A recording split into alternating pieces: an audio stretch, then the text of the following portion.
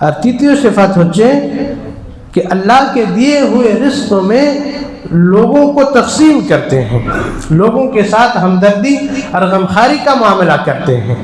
বলছে আল্লাহ যে রোজিটা দিয়েছে, যে আল্লাহ ওনার সম্পত্তি দিয়েছে, যে পয়সা দিয়েছে, ওই পয়সার মধ্যে একে অপরের বন্টন করে, একে অপরের দুঃখকে নিজের দুঃখ মনে করে নেয়। তো এই তিনটি গুণ যার মধ্যে থাকবে, আল্লাহ রসুল বলেছে এর সিফাত হচ্ছে আবদালের আর ওই নেক আর বুজুর্গদের মধ্যে হবে। এটা হচ্ছে খুব বড় গুণ, খুব বড় সিফাত। অনেক তো নামাজ পড়ে, তাহাজ্জুদ পড়ে, অনেক ইবাদতকারী তো পাবেন, কিন্তু এই গুণ পাওয়াটা খুবই মুশকিল হয়ে যায়। তোমার সাথে যে জুলম করছে তাকে তুমি মাফ করে দেবে, দিল বড় হতে হবে। যাদের দিল বড় হয় তারা এরকম কাজ করে। তোমার সামনে আসে না, তোমার সবসময় খারাপই চাই, আর তুমি তার সাথে ভালো ব্যবহার করছো, গুণ, তোমার গুণ বড়, তোমার দিল বড়। আর তোমার আল্লাহ যে রোজি দিয়েছে, রোজি তুমি বন্টন করছো। হাদিসের মধ্যে এসেছে कि जो शख्स नंगे को कपड़े पहनाए और भूखे को रोटी खिलाए, क़यामत की हवलनाकी से अल्लाह उसकी हिफाजत करता है।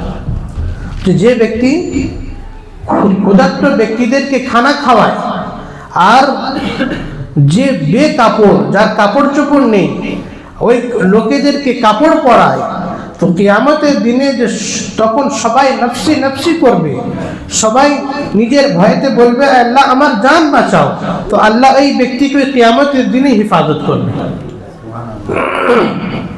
তো কত বড় আমল! তো এই সমস্ত আমল আল্লাহ রসুল আমাদেরকে শিখিয়ে গিয়েছেন যে তোমরা এই সমস্ত আমল রমজানে করো, कि যারা রোজা রেখেছে তাদের ইফতারি করা, আর যারা বেকাপড় গরিব আছে গরিবদের খেয়াল করো।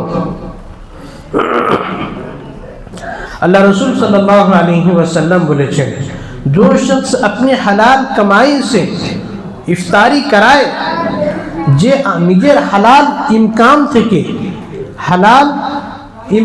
থেকে কাউকে ইফতারি করালো, তো ফেরেশতা রমজান মাসে প্রত্যেক দিন রাতে ওর জন্য দোয়া করতে থাকে। ফেরেশতা রমজান মাসে প্রত্যেক দিন রাতে ওর জন্য দোয়া করতে থাকে। আর বিশেষ করে শবে কদরের রাতে জিব্রাইল আসে, জিব্রাইল আলাইহিস সালাতু ওয়াস সালাম এসে ওর সাথে মুসাফা করে। কি করলে? রোজাদারদের ইফতারি করালে।